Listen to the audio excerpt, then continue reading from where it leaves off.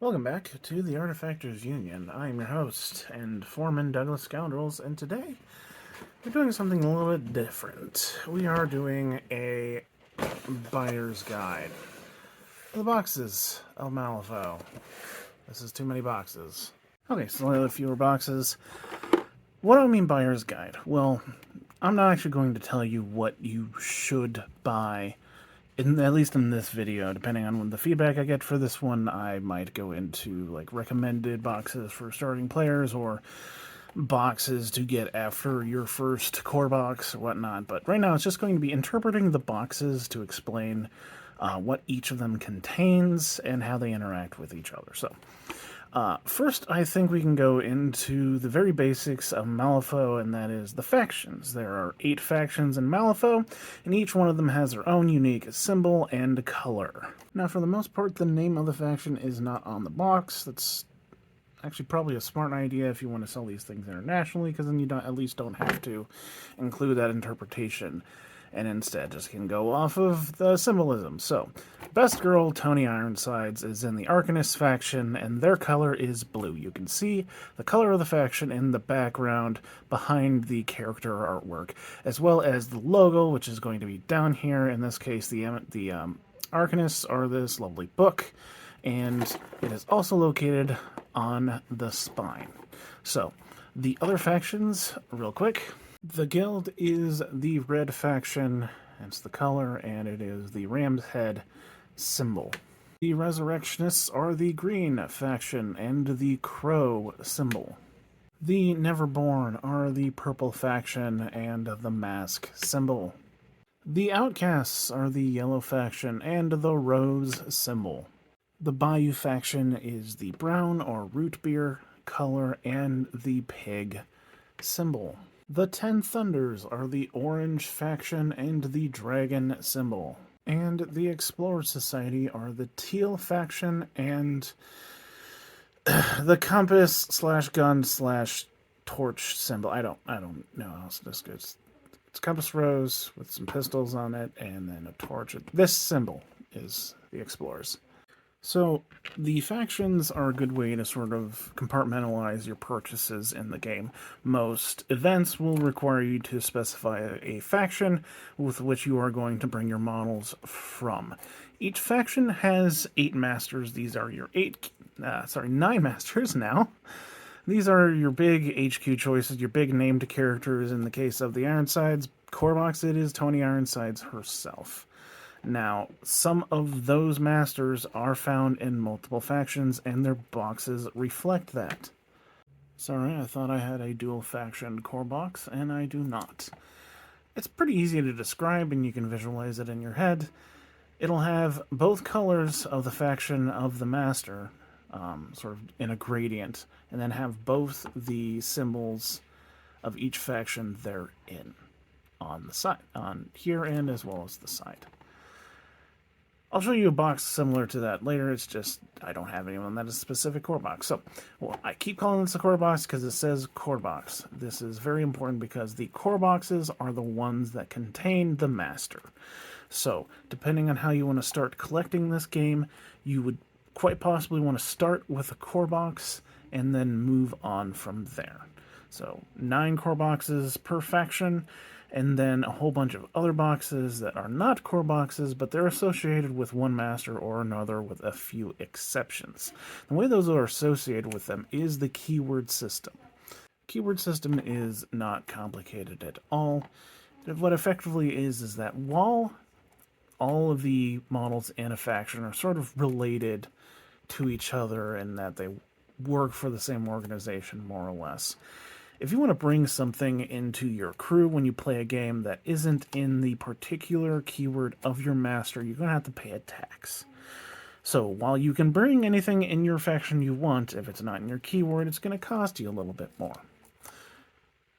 So to identify things that are in your keyword of the master you've chosen, we'll look at the little wording down here underneath core box. In this case, M&SU. M&SU is the keyword of Tony Ironsides. It is on the spine as well down here. So, same you come across a box like the Latigo Reserves here. The things you're concerned about are the coloration and then the keyword. So, Latigo Reserves actually doesn't matter to you as far as buying goes. That's just the unique name to sort of describe the contents of the box. But this is the family keyword, and I personally know that the family keyword means that it is for Perdita, the master. Now we covered the majority of the boxes that you will usually come across on store shelves. And the thing they all really have in common, besides those identifiers, is that they're all this sort of very light tan color. And there are a few boxes that do not match this tan coloration, and they are special, and we will go over them, I guess, right now. Sure. Coming to you from the future, I am recording this out of order because I managed to get my hands on a starter box. I initially just had an overlay, pretty bad graphic explaining, showing what these were, but I actually went out and bought one so I can actually show it to you in person. Hooray. So this is one of our boxes that are not light tan, and it is a starter box. It'll have the name of the faction, it is the starter box 4, and then starter box, and it'll specify that they're versatile models. All of them are versatile models, however, a few of them also have keywords associated with them, like the Outcast one is for a keyword in the Explorers Society, and I think the Bayou Starter, all those minis have their own separate keyword they're a part of. But anyways, what is a starter box? Starter box contains 4 miniatures that are pre-assembled as opposed to the usual unassembled ones, so you will never see me crack one of these open for an Artefactors Union unless I'm doing an April Fool's joke. Very similar box as before. Has our renders on the back as well as the additional materials the box comes with. This is where the starter thing comes in, because this game is designed for you to pick it up when you've never played a miniatures game before or have none of the materials needed to really play a game of Malifaux. Now, you can't play a normal game of Malifaux with this box, however the crew is designed to be played in something called a Henchman Hardcore, which is a reduced version of the game. I think it's 25 soul stones? And anyways, here's what it looks like. You get the pre-assembled minis. In this case, the guild starter is special because it has these extra clear plastic bits that you can add or not add, whatever. I shook the thing and sent them everywhere. Here's the bases. Get the upgrades for the faction. Here's, I guess, something that's really important is that each faction has their own set of upgrades that can be slapped onto usually any model, and to get those upgrades you can either order them online from Wargame Vault or pick them up in your starter. So those are the upgrades as well as the cards for the actual models, and then a deck as well, as the game uses a deck of cards plus cardboard. Hooray! So these are scheme markers that are very critical to the game, used almost exclusively for scoring, but there are models that have rules that specifically use them for some kind of benefit as well as a widget. Now, something I forgot to mention earlier, scheme markers, you might need more than this, and especially if you're going to start playing the game without a starter box, you'll need to get your hands on them somehow. All scheme markers are going to be 30 millimeters, which is the same size as the normal smallest base. Very few boxes don't have a 30 millimeter base in them, so you can use extra bases, or you can actually go ahead and use the logos on the box. It's pretty easy to do. Just put the base over it and then like cut it out, or draw a circle then cut it out. These are just a little on the small side, so I wouldn't say just do a one-for-one cutout out of it. I think that's just a bit too tiny. However, boxes that specifically have the logo in the center, like this one, this is actually bigger than the ones on the side. That one you can just cut out at a 1-to-1. Anyways, that is the starter box. Let's go ahead and then talk about our other non-light tan boxes. These boxes are not light tan, they are white. And we refer to them as title boxes in the community. This is how Weird introduced alternative forms of masters, as well as a few extra models to go with them. So all of these white boxes contain 2 masters from 2 different factions and a miniature that they share between their keyword. So as far as this goes, there is no coloration in the background this time. However, they still show the symbol of the factions that have models in this box. So this is Explorers and Arcanists. The Explorers miniature is Anya Lycarian. Her title version is referred to as Rail Magnate. And then our Arcanist is Tony Ironsides. Her title version is Union Presidents. And they both share these miniatures called Drudges. In this case, they summon them, as well as the box, also containing the keywords, of course. So this is probably one of the last things you want to buy if you start collecting the game, because you probably want to wrap your head around the original version of the Master, as well as all the other miniatures in the keyword before you work on memorizing how the new Master works. They tend to be a little bit more complicated, so I would highly recommend going and getting this box last, unless you really, really enjoy the shared model. Maybe you can get it and then use the shared model, and then use the Tile Master later. But again, I feel like this is a relatively low priority for most folks. Something I didn't mention earlier, but I feel it's worth noting. You look at this one, it actually has 2 different keywords. A lot of the models in the game have multiple keywords. And especially the latest wave of newest models from the game are all models that share a keyword between 2 keywords.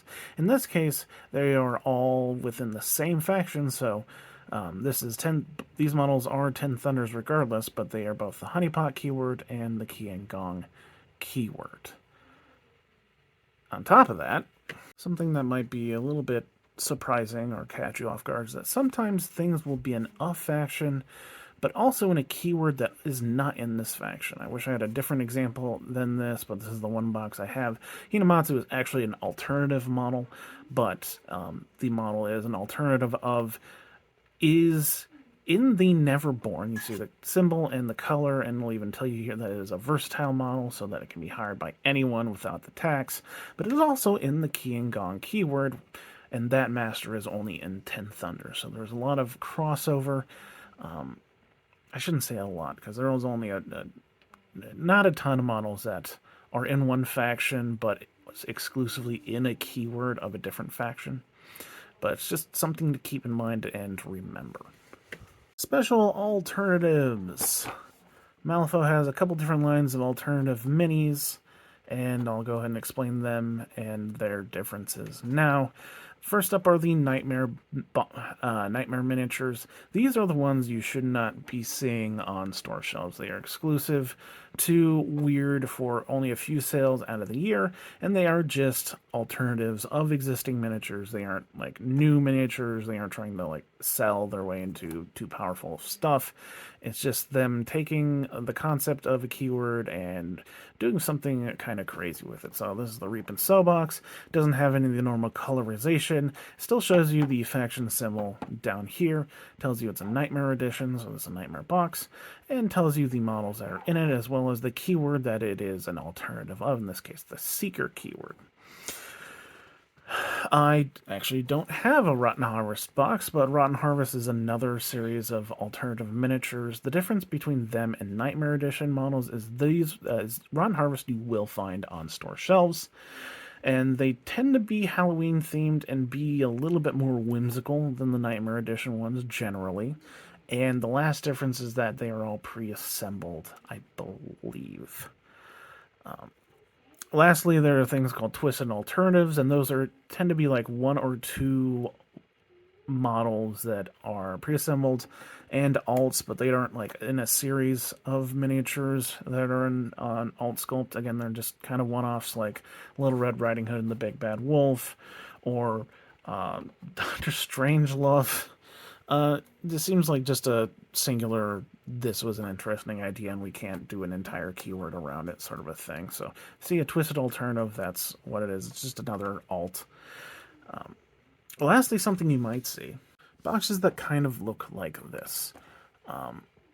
As time goes on, you'll see fewer and fewer of them, but this is a 2nd edition box, hence the symbol M2E down here. It still does actually have the faction coloration on it, but it's up on the banner here. This is Terra. This is a Nightmare edition of Terra, but it's not too different than what she looks like now. And back in 2nd edition, Terra was an outcast and a resurrection, as hence the yellow to green gradient.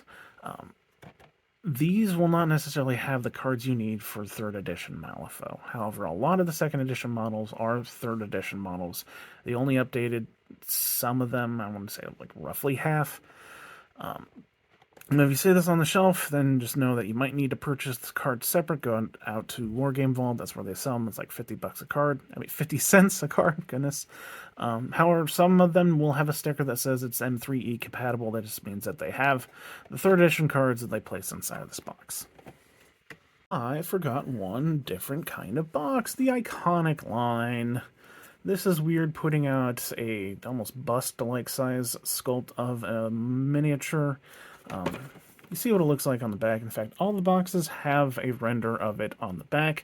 It is a very good reference for assembling the model if I haven't assembled it, or if you don't feel like referencing my videos. So definitely refer to the back. It'll give you what it's supposed to look like, and that will help. In this case, the iconic includes a big model and then a smaller model to actually be played on the tabletop. So this big one you can paint up and look fancy, and then this one up here is one you can put on the table as Archie. In this case, it tells you specifically it is Archie. I think that really is it for all the alternative models. So, quick recap. I would suggest that you go online and figure out what kind of master you want to start with for the game of Malifaux. Go out and buy that core box and one or two of the boxes that share a keyword with that master. Alternatively, you could go out and get the starter if you want markers, as well as a deck of cards and a widget, and some versatiles, which will go with any master you'd end up picking for that faction, any multiple masters. So, if you want to get to 50 soul stones, which is the standard size game, you can go out and buy a core box, a couple in keyword boxes, or you can buy a core box and the starter, which should in most cases get you up to 50 soul stones, as well as give you the supplies you need. But if you don't feel like you want the starter box, then you don't have to get it. If you don't need, especially if you don't need the supplies, I think most of those models are relatively useful though. So that's how I would suggest you get into buying the game, and hopefully this guide will give you a better, a steadier grasp on what the boxes mean. But I have been your foreman, Douglas Scoundrels, helping you build a better Malifaux. Enjoy buying miniatures.